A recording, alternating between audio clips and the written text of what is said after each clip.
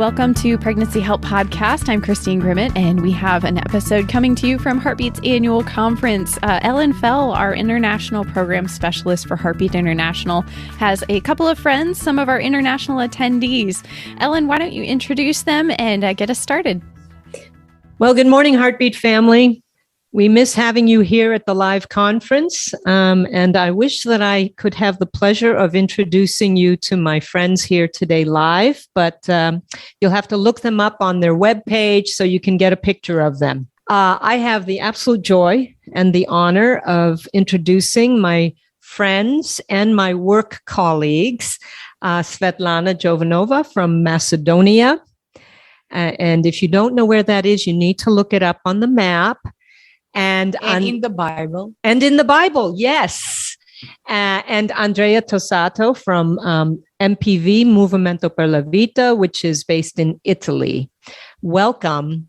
Grazie, thank you. Oh, greet us in Macedonian, please. Dobro utro na sita, pozdrav od Makedonije. I don't know what she said, but I think it was good. Anything you want to add in Italian? Grazie a tutti e un saluto dall'Italia. Isn't that beautiful to hear? Well, welcome, and welcome to Jacksonville. It really is a joy to be able to see you after 3 years. So tell us a little bit about yourselves and then here's my other question. What are you enjoying most about the conference? Svetlana? I haven't been to a conference 5 years. So after 2017, I was finally able to come, and I feel truly blessed to be here and to be among friends again. I'm coming from Macedonia. I started Lydia Pregnancy Center, the only one pregnancy center in Macedonia, 10 years ago. So this is our 10th year. And still, I cannot believe that it's been 10 years, actually. Sometimes it feels that it's only been a couple. Sometimes it feels like at least 100 years. I'm not that old, believe me, but I'm truly honored to be able to serve the women in Macedonia and to help women make wise decisions for their unplanned pregnancies. That's great. Andrea? Well, actually, thank you very much for inviting us here today. The joy to be here again is even meeting again our friends. Svetlana, I didn't know that she was coming. So we found here after years that we not work. We were working just on phones, email, but now finding again here is amazing, stunning, really. And for me, is quite escaping from a bubble that we were for a couple of years. Returning to breathe. It's a way to live here that give us vision for the future, give us the opportunity to return back to Italy with different ideas and option to put in place. So really, thank you so much. And in Italy, as you know, we are volunteers because I'm part of Movimento per la Vita. I'm the head of marketing and fundraising division, and as well as executive board member. And we are working a lot with our 470 pregnancy help centers that are across the nation and maternity homes. Wait. Yeah. I'm sorry. No, don't apologize. I just wanted to tell me that. Did you say 400 what? 470 more or less pregnancy help centers, maternity homes, and college campuses, because we have youth group in university and the cultural association, because we have both sides. Right. The thinking one and the operation one. Great. Okay. I just want to make sure I heard that number. Yeah. So that's what Movimento per la Vita does in Italy. Mm-hmm. And do you want to explain a little bit more, Svetlana, about what it looks like, the landscape in Macedonia? Because you're not saying 400 something life-affirming organizations. Tell us about some of the obstacles that you're facing. Well, we are a small country. We do not even have 400 cities in Macedonia. So that would be impossible to have. So we are aiming towards 1,000. But for us, we had actually 2 offices, 2 locations up till recently. Unfortunately, when COVID hit, we had to close the first office that we opened. And to remain only with the main location in Skopje.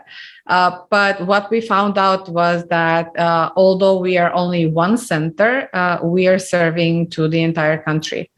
When COVID happened, we didn't know basically how we will function, but then we started working online and offering online counseling. So we started getting phone calls from all around Macedonia, women who would like to Skype with us, or they would message.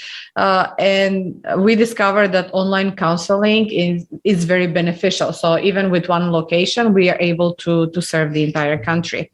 Eventually, I would like to have more centers or at least counselors in each city in Macedonia. But being a small country, it actually has advantages because just in few hours, we can be from one side of the country to the other side. And we love to travel. So that's what we do sometimes, helping families. We actually have clients from all around the country in places where I didn't even know existed in Macedonia, but I had the opportunity to visit. We are helping families. We have clients who are living in rural parts of Macedonia. They do not have easy access to internet or computers or technology in general. So we would go there and help them. When COVID started, actually, some of our clients lost their jobs. So they reached again to us, and we were able to, for several months, to provide them food for a month to at least 20 families. So 20 families? In the country, yes, 20 families each month. For 6 months. Yes. Well, that's a little bit a different spin on the pandemic consequences. Because, and I don't know, Andrea, maybe you can illuminate me in terms of Italy, but it sounds like what was a health crisis for us very quickly turned into a food crisis in Macedonia. Yes, actually, and it still is, unfortunately, because of the situation in Europe at the moment with the war. The fuel prices are very high, and that means that everything else is getting new price, including food. So many families right now are really struggling, and we are trying to help them as much as we can. But unfortunately, our resources are very, very limited. Honestly, with $100, I can provide food for 5-6 member family for at least 3 weeks. Wow. And I'm going to hire you for my house. No problem. It's challenging, but when we'll bring the food and diapers and clothes to the families and see the children happy and rejoicing, they even come to unload the car. And I know how heavy some of the things are, but they are happy to help. That's the best part. Yes. Andrea, tell us a little bit about what the landscape in Italy is like right now. Well, actually, with COVID, we had a similar situation, but not maybe for the food, especially for relations. That was the big drama, we can say, the most important difficulties that we had, especially for a Mediterranean country as we are, that, we face more, we love have, that social life that we blocked for quite 2 years. And that the 2 lockdown, even 3 that we had immediately face even in our pregnancy centers and our option line, because I didn't mention before, but we have even our option line with chat and telephone active 7 out 7, only management by volunteers only. We don't have a pay staff for this activity, just our people that give their time to the others. And we just increase. I just remember the first 2 months during the first lockdown, they were all more, the world was looking at us. We just reached more than double the goal that we reached in 1 year in 2019, just in 2 months. So imagine how was, their requests of help by women, about girls, and, all the person that was looking for helping in a difficult pregnancy situation. Now we are working to restore that connections, but it's not easy, especially because after COVID, now we are facing a war in Europe that is really nearby us. So what Svetlana said about the prices are higher, that happen in Italy too. But we are still thinking about what is going on in Ukraine and the place around, like Poland, like Romania, and we are working a lot in order to give them help in this moment. Mm-hmm. Apart that, we are still working a lot with our option line, with our pregnancy centers. We are giving training to our volunteers. We are desperately searching for new volunteers that want to serve us and serve God with this in this ministry. It's really difficult and really challenges. Yeah. I want to talk about two gifts. Yeah. One is, Svetlana, if you could share the special 10-year anniversary gift that you received from the form of a little baby, Lydia. This will make her cry. You go first. Okay, we're going to give her a moment. Don't worry. And then a different kind of gift. Mm-hmm. I just want to ask Andrea to share a little bit about, well, let me back up, because I think what I'm asking him to share is such a beautiful picture of how the pregnancy help world works. It is reaching out not just to women, babies, and families. It is reaching out center to center. Mm-hmm. And in this case, honestly, nation to nation. And when Andrea told me about this, it was such a beautiful picture of how one of our international joint affiliation partners is reaching out to another nation in a pregnancy help movement in a time of need. Oh, I know very well what you're referring, because we are working right now on this activity. We launched, after the invasion of Russia in Ukraine, we start immediately a fundraising campaign in order to help the Ukrainian pregnancy health centers and maternity homes there. But then there was the problem of, there are a lot of association asking us what we can do more to them, more to the people in Ukraine, more, because we were, every day on the news, every day on the newspaper, like facing this reality that is happening right now in Ukraine.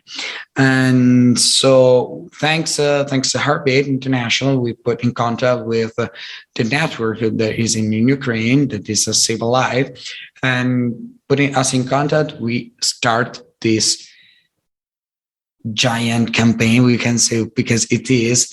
We start with our camper van. We have our emergency camper van. We have this van that we usually use for emergency across Italy. We use it in the last two earthquakes that happened in Italy, in the city, in the center of Italy in 2016, 2017. Spreading hope in that area there in danger.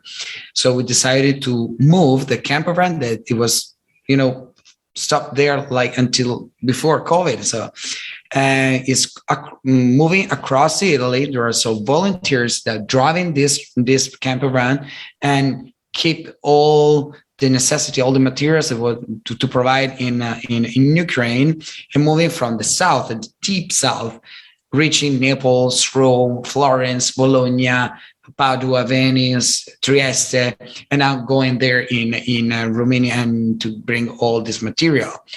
And we just facing, there are like 250 volunteers that are really active on, finding materials, driving the bus. Then we have 2 companies that give us for free 2 trucks. I can say truck, yeah? Truck, yes. The big one, in order to storage all the materials to bring there. There are other minivan giving us for family for free, just, putting that materials. And we are working a lot. We call it the emergency pregnancy help center. Mm-hmm. That is moving around Italy. Yes.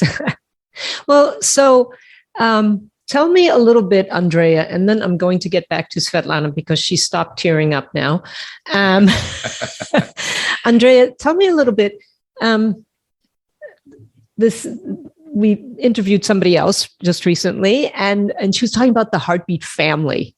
Mm-hmm. And it sounds now like this Heartbeat family that Movimento per la Vita and Heartbeat have, this connection, that's really going beyond Italy, United States, or even beyond Macedonia, United States, and going from Italy into Ukraine and other. Yes, it's true. Well, actually, that Movimento per la Vita and Heartbeat, they have a quite similar story. They burn the same period. Peggy, born in the same period. Yes. What I said, I'm sorry. It's okay. Peggy, that is founder of Heartbeat, and Carlo Casini, that is our founder. They have a similar story, more or less. They met here in Heartbeat International Conference. We share part of the story together, even knowing each other, mm-hmm. because we just met like 10 years ago, more or less, and was really a pleasure for us.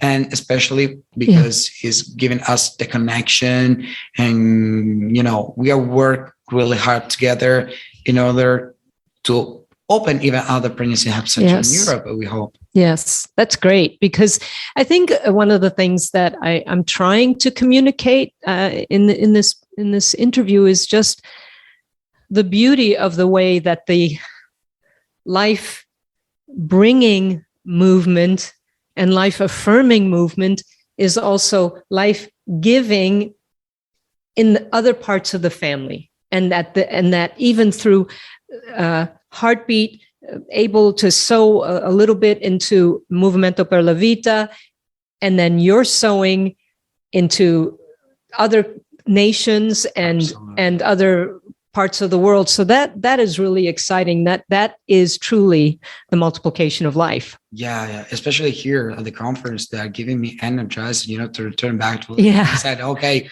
we have to move in other countries too, because it's not possible that just Italy, Spain, and other countries have it, but we don't find pregnancy help center in France or Germany, or just small them.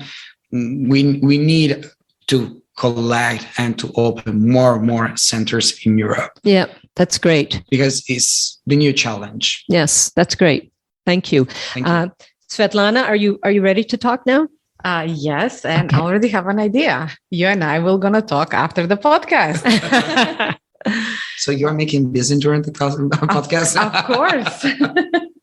That's how my mind works. As I said, in 2020, we had to close the first location, basically, that we opened in September 2012. And for me, it was a little bit hard, because it was the first location. It felt like I'm giving up my baby, basically. That's where Lydia was born and grew up, and then developed, and moved to another location. But for several years in a row, instead of being just a counseling center, we were basically a safe place for many women, not just for women who had unplanned pregnancy, but also for women who experienced reproductive loss, or women in general. We had women coming to us when they wanted to talk about their family problems, about their children. And every Monday afternoon at 1:30, we would have prayer meetings. And we started with just a couple of minutes. Eventually, by the end, they were over 30 women who would show up for the prayer meetings.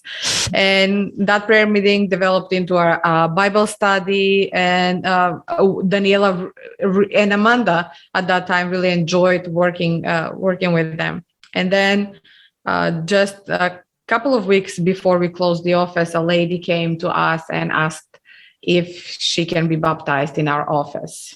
So it was December. It was freezing cold outside. We made sure that the office is warm enough. And freezing cold inside as well. And we filled the bathtub with hot water. We asked a friend who is a priest to come. And this woman was baptized in our bathtub in Lydia's office. And the best part of the story is the name of the lady is Lydia. So for us, that was a perfect ending of a beautiful story of that location. Yeah, that's great. I love that story. And it's not the ending. It's actually the beginning of the next story. Exactly. Save the Storks is celebrating their 10th birthday, 10 years of knowledge, experience, and quality refinement wrapped into each stork bus. This quality ensures more time on the road with a stork bus to reach more women. Learn more at SaveTheStorks.com. It was, when we got that office, we didn't know the story of the place. We didn't know why God gave us that place. But a couple of years later, the landlord came to us and he said that back in the 60s, that was actually a gynecology office. And when he bought it, he found abortion instruments in the basement. So at one point at that place, babies were killed. After Lydia moved there, babies were saved. So a place that was a graveyard for babies became a birthplace for babies. Wow. There are not many stories that could shut me up, but that maybe just did it. I love what you've shared here today. I love that we our Heartbeat family can get a picture of what is going on in other parts of the world. I just appreciate your being here. I love that you truly are committed to not just a national pregnancy help movement, but an international life-affirming movement. And that requires action. And so it is truly onward for Macedonia and from Macedonia and for Italy and from Italy. So we appreciate just all the work that both of your organizations are doing and your cooperation and collaboration with Heartbeat and letting us, the Heartbeat family, be a part of what you're doing. So let me ask you, give us a couple of things from each of you. How can we pray for you? They're just pointing to each other. Ladies first. Thank you. Pray for wisdom, how to go onward. There are so many challenges out there, how to reach women, how to be available for them, and how to be their support. And pray for protection, because this is not just a counseling. This is not just changing lives. It is a spiritual war also. So please pray for protection. Amen. Well, our last conference has a title, Uscimmo a rivedere le stelle. That is the last sentence of Dante. That is, finally we get out and we can see the stars. Was the name of our conference, because we are exiting from dark period. And we want to find light, because it was the other, subheading of our conference was light of hope. So pray that we can find that light of hope, that sparkle life in Europe, to reach new women, new girls, new babies, new heart to touch, and to be there, and especially for us as Movimento per la Vita, to find the correct way to do that in the future, because we really need. Well, thank you so much. I am truly humbled when I get to be in your company. And it is an honor to serve you. And please let us know how we can continue to serve you. And for our Heartbeat family listening, if there are those of you who want to be in connection and in touch with Lydia, A Beating Heart, or Andrea Tosano from Movimento per la Vita, they are both Life Reach Global partners, and you can reach them through that, or you can reach them through writing me. We bless you. Thank you so much. My brother and sister in the work and in heart and spirit. Thank you so much for joining us today. Thank you, Ellen. Grazie mille. Thank you. Hey, if you enjoyed this episode, be sure to hit subscribe. We wish you a great rest of your day, and thank you for listening to this episode of the Pregnancy Help Podcast.